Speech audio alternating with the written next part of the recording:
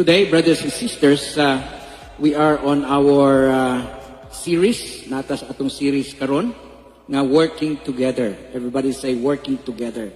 Dili ka pwede nga ikaw lang mag-usa, no? Kanang gitawag og pagpangalagad sa Ginoo, we need each other. So dili pwede mag-inusara rata. No, in fact, it is a very favorite verse in the Bible. It is not good for a man to be alone. But in our service to the Lord, we are not alone. We are together. Everybody say together. Okay? Magkahiusa kita mga kaigsuonan. So that is what we are going to do today. It is working together. Gusto na ko karon ipadama sa inyo. Ngayon nga mga Kristiyano, we need to be involved with the work of God. Ang buluhaton sa Ginoo dili lang na kay para sa mga pastor sa makanamo o panako ni Pastor Joel, uban pa natong mga leaders dinhi, but it is everyone's concern. It is everyone's mandate. Ang trabaho, pagtrabaho sa buluhaton sa Ginoo. So we need to be involved. Manrabaho ta sa buluhaton sa Ginoo tungod kay naluwas na ta. Amen po ba? Ingon nga mga Kristiyano naluwas kita, we need to know and understand that there is a work for us to do. Because in the first place, we didn't receive Jesus Christ as our Savior only. Of course, we believe Him to be our Savior. But we receive Him as our Lord.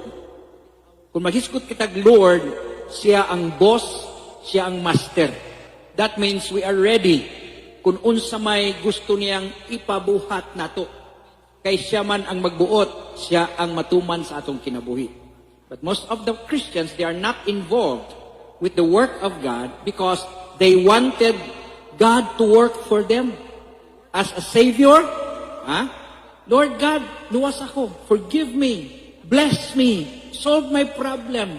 Ikaw na lang tanan Ginoo, hala pag win souls and make disciple dito Lord. Ang Ginoo pa'y atong suguon, Lord, imbitara siya. We have to understand, brothers and sisters, that we have a work to do.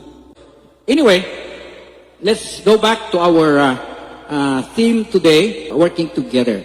In 1 Corinthians chapter 2 or chapter 3 verse 9, sabi po dito, for we are co-workers in Christ or in God's service. You are God's field and God's building. This verse is gonna be our model verse nining atong series working together. We'll be talking about God's worker, God's workers, God's service. We'll be talking about how to serve God, God's field, and God's building. Okay. Kaning pag-work manggod igsuon kanang pagtrabaho sa buluhaton sa Ginoo murag kanang dili kayo na siya very popular basta magtrabaho na ta. Gusto lang tag blessing, you know? Di ba? Lord, bless me. Lord, bless me. Pero nag-ingon ang balang kasulatan, God will bless the work of your hand. God does not bless your hand, but He blesses the work of your hand. Remember that. Unsa ang basis, unsay panalanginan sa Ginoo, dili ang imong kamot. Kay kung kamot lang igsuon, kung maora ni basihanan sa blessing sa Ginoo, nga panalanginan niya tungod kay dunay tay kamot. Ang panalanginan sa Ginoo kadtong working hand. Kana ay mga tao nga way kamot pero gi-bless ni Lord. Kana day mga pungkol. Wa man ay kamot pero gipanalanginan sa Ginoo kay pugihan man. Okay, today we'll be talking about God's workers. Kining God's worker naghisgot kini mahitungod sa mga mamumuo ug nagatrabaho diha sa buluhaton sa Ginoo. Everybody say God's workers. Now, what is the work? Unsa may trabaho. Nag-ingon din sa Matthew 9:37 and 38. Then He said to His disciples, the harvest is plentiful, truly plentiful, but the laborers are few. Okay? So nag-ingon din the workers are few. Therefore, pray for the Lord of the harvest to send out laborers or workers into His harvest. So, basically, we'll be talking about the work of God today, which is the harvest field of God. There are three things that I would like to share with you. The first, start with the work. Sa may atong trabahoon, no? Isod man na kayo nga manrabaho ta, nya wa ta may baon sa atong trabaho, no? And then secondly, the worker, and then thirdly, the working, no? Ang pag-implement na sa trabaho. Pwede man na ay work pero walay worker, ha? Pero naapoy mga worker pero walay working. It's not working. Walay nagtrabaho, no? Walay milihok ang buti pasabot ni ana. So let's start with the work. Everybody say the work. What is the work? It is the harvest. The work is the harvest. Unsa ang harvest? Mao kana ang pag-ani sa mga kalag. And let us be concerned and let us be specific sa atong trabaho. Kay at the end of the day, basig masayang lang ang imong trabaho. Whatever you do, it must be geared to the harvest of soul. Kung unsa man ang atong mga activities, it must be geared to the harvest of soul because that is what needs to be done. Daghang kayo mga ministry, but we need to understand that everything we do must be geared into winning souls and making disciples. Nasabtan nato na mga kaigsunan, tanan kita dunay buluhaton because the work is great. Dako kayo ang buluhaton sa Ginoo. Don't you know that there are already over 119 million Filipinos? Grabe no? 119 million na ta. And the work is so great. Ha? Nag-ingon si Ginoong Kristo, the harvest is plentiful. So there is a need actually of doing the harvest, no? In John chapter 4 verse 35, do you not see there are still 4 months and then harvest comes or comes the harvest. Behold, I say to you, Jesus said, lift up your eyes. Everybody say, lift up your eyes. Iyahat ang inyo mga mata, nag-ingo dinhi, and look at the fields, for they are already white for harvest. The harvest is ready. Ang problema lang, kita ang dili ready. Hinog na. Ang term nga gigamit din ripe. Kay kini manggong mag-uuma ka, no? Mangga, palay, o bisan unsa nga crops. Once it is ripened, dapat anihon diretso or else malata na siya. Masayang lang na siya mga kaigsuunan. So there is the harvest. Diha pa lang sa gawas. Pagawas pa lang nato diri sa atong auditorium, sa Cap Auditorium, there is the harvest. Daghan kay mga tao, harvest uno na sila. O ang atong hunahuna-on, ripen na siya, hinog na, andam na. The harvest is ready and they are plentiful. Pero ang problema, the workers, the harvesters are few. So muna ang challenge karon mga kaigsuunan. In fact, we are now living in the last days and this is now harvest time.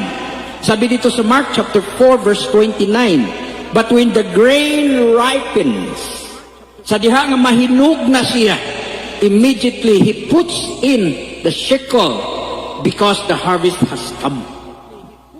Hinog na kayo, pagpo na lang ana, ang imong ginikanan, ha? Ang imong siblings, ang imong brothers or sisters, silingan nimo. That is what the Word of God is saying. The harvest is plentiful and they are ready, you know? Pero ang problema, dili ta ready. So gusto na ko ngayon masabtan ha, nga gusto sa Ginoo nga mo appeal ta sa harvest. Kanang imong best friend, kanang imong BFF, ha? Ripe na. Naghulat na lang na. Ang atong una-una tingali nga basig maunsulto ko, gahit na siya, dili igsuon. Ripe na siya. Hinog na. Amen? So, moapil ta sa buluhaton because the harvest is great. Pero mo ni ikaduha, the laborers are few. Kaya nga naman, una sa tanan, ang ubang laborers, wa mahibaw. Ha? But the harvesters are few. Therefore pray that the Lord of the harvest will send laborers into His harvest field. So, very few. Dako kayo ang alanihon, ha? Dako kayo ang alanihon, pero gamay lang ang nagtrabaho. Say, na ako isugo nimo. Ha? Are you ready? Oh, arsahan ng box. Kaya nimo na? ikaw, ano, agad?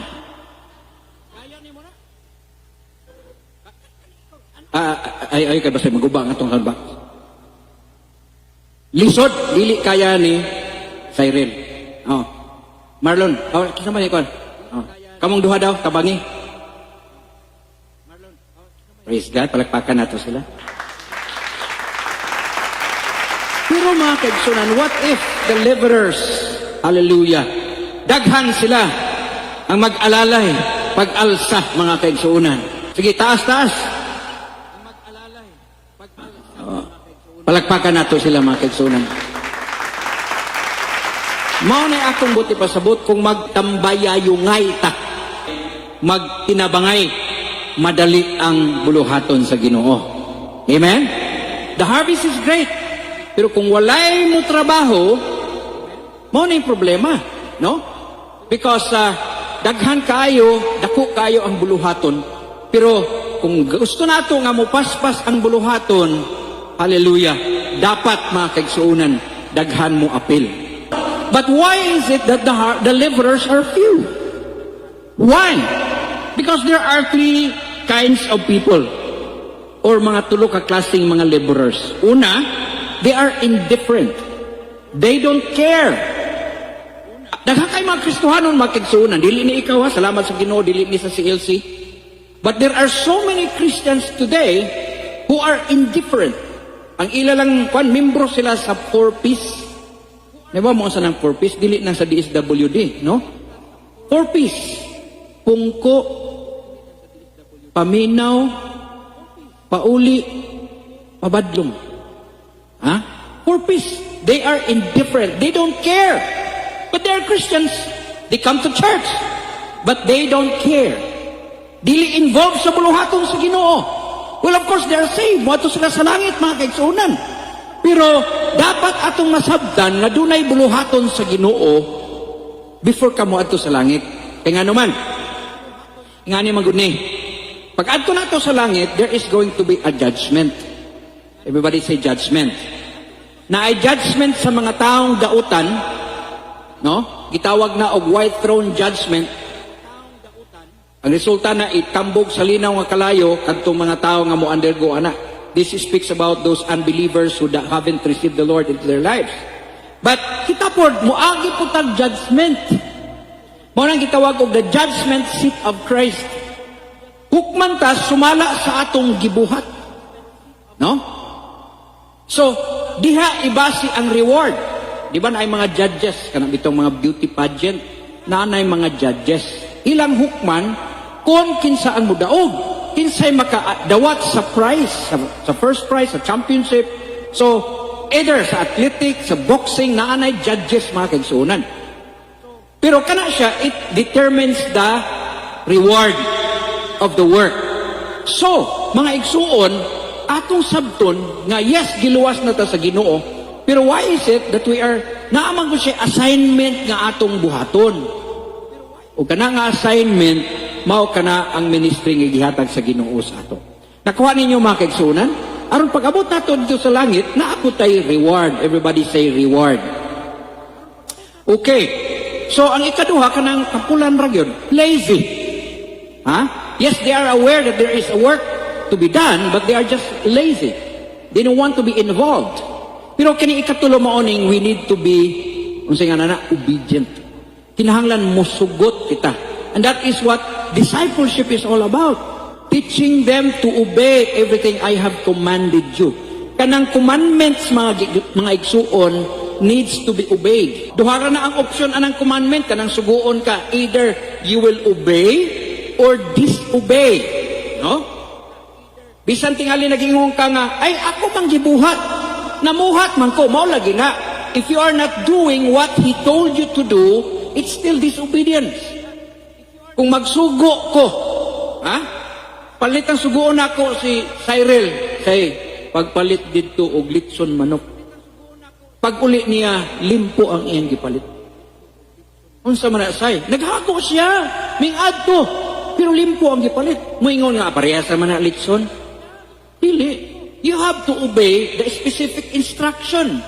That is why, in doing the work of God, we workers kinahanglan mo apil ta sa buluhaton sa Ginoo. Amen? Let's be involved because we have a mandate. Mao na siya ang Great Commission. Doon naman go'y tulo ka klase nga great na gitawag og Great Commandment, which is love the Lord your God with all your hearts, with all your mind, and with all your soul. Ang ikat, and love your neighbor as you love yourself. That is about love. Great Commandment. Ang Great Commission, go therefore and make disciples of all the nations, baptizing them in the name of the Father, and of the Son, and of the Holy Spirit. Pero ang ikatulo mo ni gitawag og Great Collaboration. While there is a Great Commission, dako ang buluhaton, pero dapat kitang tanan magtinabangay ta, magtambayayungay kita sa pagbuhat sa buluhaton sa Ginoo. Then, musayon, masayon makiksuunan ang pagbuhat sa buluhaton sa Ginoo. Natay kustumbre o kultura sa Pilipino, kanang gitawag og bayanihan. Ambot lang kung naanda na ninyo, pero dito sa bukid, kung nagani mag-transfer og balay, no? Di lang kay ang mga tao mo transfer pati balay. Nakakuha mo na sa picture, no? Ila nang ibton ang foundation niya ng balay o niya dayungan, butangan og kawayan, and then there are so many people na magdayong ni ana at ibutang kung asa na siya ibalhin. And that is a very good costume, no? Or tradition sa mga Pilipino. Dapat kita magtambayaw-yungay. And I want you to understand, as a worker of Christ, yes, naatay job, no? Naatay trabaho igsuon kung nagtrabaho man ka. But it is more than that. Nainumdum mo niya itong duha ka purpose na akong gi-share sa inyo. Naatay gitawag og primary purpose and the personal purpose. Two kinds of calling. Naatay heavenly calling and naabutay earthly calling. What is our heavenly calling? What is our purpose? That is to do the work of God. Buluhaton sa Ginoo. What is it? Winning souls and making disciples. That is our heavenly calling. The harvest of souls. Pero naaputay earthly calling, kung asa ka gitawag sa Ginoo, unsay imong trabaho, unsay imong gifts. Okay? Kung nagtrabaho ka sa gobyerno, nagtrabaho ka sa maestra ka, police ba ka, sundalo, drivers, whatever, doctor, mao nang imong passion, mao nang imong earthly calling. What is the purpose of earthly calling? To fulfill God's heavenly calling. Atong tumanon ang atong langit nun nga pagtawag, which is winning souls and making disciples, which is harvesting. So in other words, kanang imong trabaho, kanang imong giftings, these are shekels. Kanang shekel bitaw sanggot no nga atong gamiton sa pag-ani. Mao na atong gamiton to harvest souls. Say for example, why are you a teacher? You have to understand that if you are a teacher, there is a purpose. There is a primary call. Yes, that is your personal call to be a teacher, but your primary call is to win souls and make disciples. So kanang eskwelahan, mao nang imong influence. So gamiton nimo ang imong talent, ang imong influence, not just to educate these young people, to mold their character, but see to it nga kini nga mga batan-on, mga lagad sa Ginoo, madala nato sa tiilan sa Ginoo. Amen ba? So we can use our earthly calling to fulfill God's heavenly calling. Remember that. Kay daghan kayo mga Kristohanon nga puro lang earthly calling, pero gikalimtan nila ang ilang heavenly calling, which is winning people to Christ. And you will be more effective if you will use your talent, use your personal calling, aron nga matuman nimo, ma-fulfill nimo ang God's primary purpose sa imong kinabuhi. So each one of us must be involved, and we can gibutang ka sa Ginoo diha na imong opisina, gibutang ka sa Ginoo o gihatagan ka sa Ginoo og talent para matuman nimo ang buluhaton sa Ginoo. It's very interesting here. There is a difference between job and work, no? Job and work. Sa Binisaya pa na sa imong trabaho o sa imong buluhaton. Trabaho o buluhaton. Pwede di ay kamo trabaho nga dili involved sa buluhaton. What's the difference? Your job is what they pay you to do. Your work is what you are born to do. Ha? Kanang imong job, ang imong trabaho, mao na ang imong gitrabahoan para silduhan ka. Pero igsuon, ang imong buluhaton, mao na ang imong calling, no? Diin ka, you were born to do. Okay? Next, your job is your peril. Your work is your purpose. Your job is your skills. Your work is your gift. Ha? So kung saan imong skills, kung dili nimo na gift. So that is why you have to know your work in order to develop that skill. Your job is monastery. The work is your ministry. Your job is your career. Your work is your calling. Your job is your employment. Your work is your deployment. Maybe you have a job, but you don't know what is your work. Because ang work, mga kaigsuunan, that is actually our heavenly calling. Our job is just our earthly calling. O hinumduman ninyo, nga kini atong job, para lang ni dinhi sa kalibutan.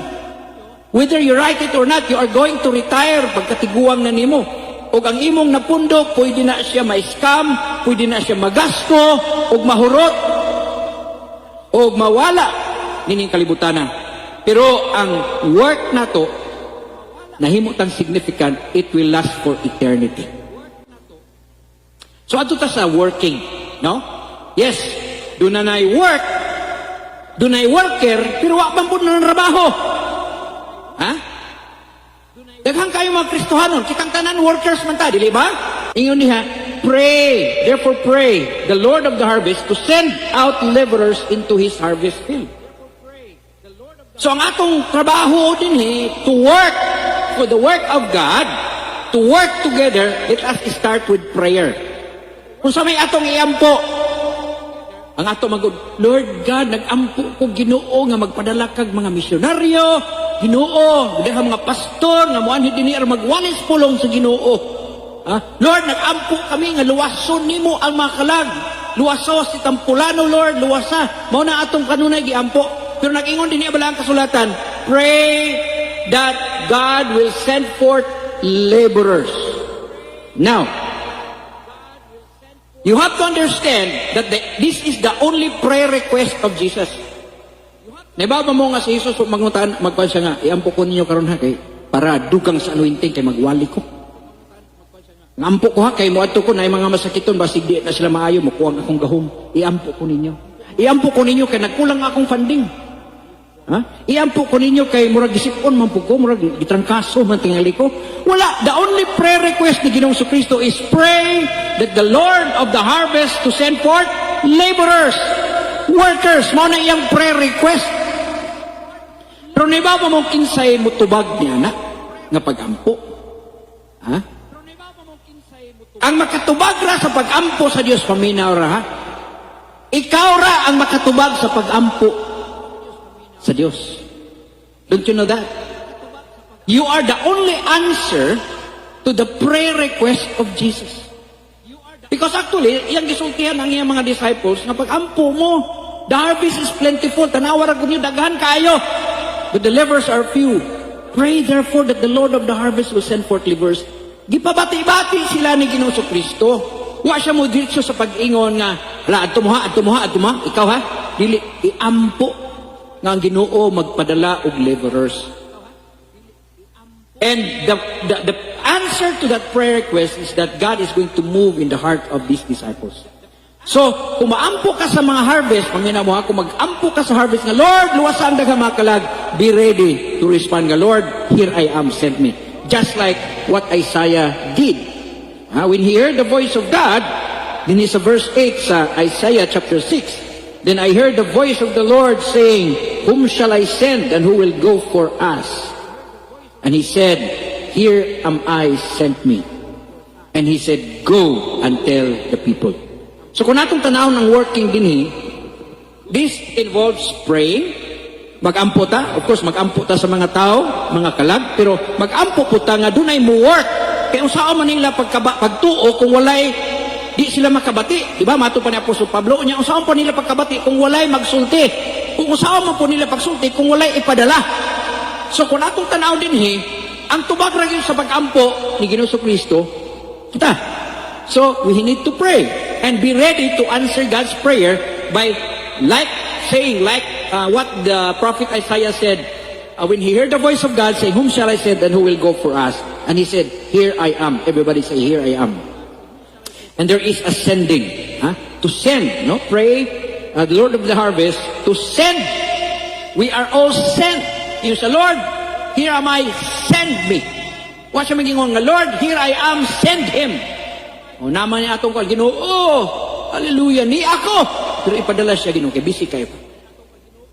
Siya lang, Lord. No. Ingon din, "Here I, send me." And he said, "Go and tell these people." Gisugo ta igsuon. There is a working. There is a going. We need to work. Because there is already a work. Nanay, kanang job, no? Description nato, nanay tay project nga buhaton. Kumplito na ang mga gamit. Nanay mga trabahante, pero wala namuhat. No? The bottom line din what is it for me? Di man ko pastor. Unsa man na para nako? Kung mo-appeal ko sa pag-ani og mga kalag, matod pa diri mga kaigsuonan sa John chapter 4 verse 36 sa New Living Translation. Nagingon dinhi, "The harvesters are paid good wages." Okay.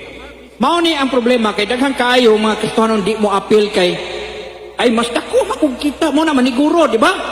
Mas dili mo absent sa ilang trabaho, mga Kristiyanon pwede pa siya mo absent sa pagsimba pero priority gyud ang ilang trabaho.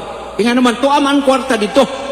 Pero nag-ingon pala ang kasulatan, the harvesters are paid good wages. Ang sweldo nato igsuon dili inadlaw, dili minimum wage, not even maximum. Pila ba yung minimum wage karon? 460. Oh. Mao na minimum. Mao na nga atong gi-after kay because we have job, that is our job. That is what we are paid for. Pero igsuon, hallelujah. There is a purpose. It's not just about your payroll. It's not just about how you are paid, but there is a purpose. Ano nagtrabaho ka dito? And nag-ingon din, the harvesters are paid good wages. And the fruit they harvest is people.